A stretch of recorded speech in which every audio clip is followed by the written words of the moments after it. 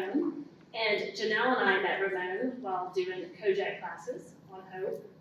And so, Ramon, when I first met you, you set a goal to get your high school diploma.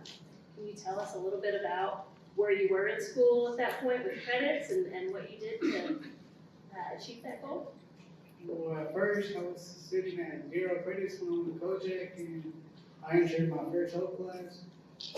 And that's something I was working on, so it was like a pathway for me. By the second time they came, I was at 11.5 credits. And then the third visit, it was about 17 credits, and then before me going home, I had graduated.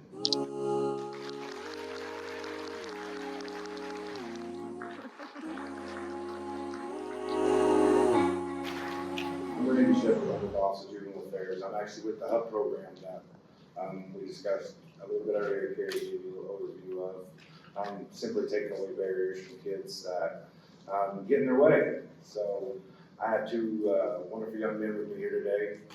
First off is James in the black shirt, 2 down. I met him at Kojak, it's been what, a year and a half? And probably one of the most phenomenal young men you'll ever meet. People like to say that HUB gave him things. I disagree. We handed him a couple of tools, and this kid knocked it out of the park. So, James, when you faced obstacles to your goals, how do you feel like Hope / the HUB at all helped you achieve your goals? Yeah, so when I personally faced obstacles, especially like while in security care, I was really just mainly looking for a place to stay. And the HUB actually connected me with a reintegration program to where I would have somewhere to live after security care. So Hope for me was basically just having a place to stay. And while I was at the program, the HUB provided me with funding for program fees and for me to have clothes to wear. And they also even hooked me up with the Google Career Certificate program where I would find a job soon. And so that really all furthered my belief in that the future would be better and provided me like with the willpower to actually achieve the future. I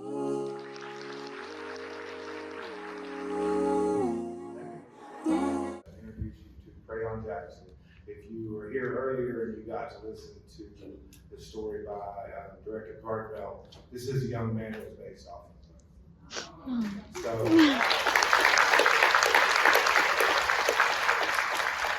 I'm going to ask him a generalized question, but as you'll learn shortly, he has a great story to tell.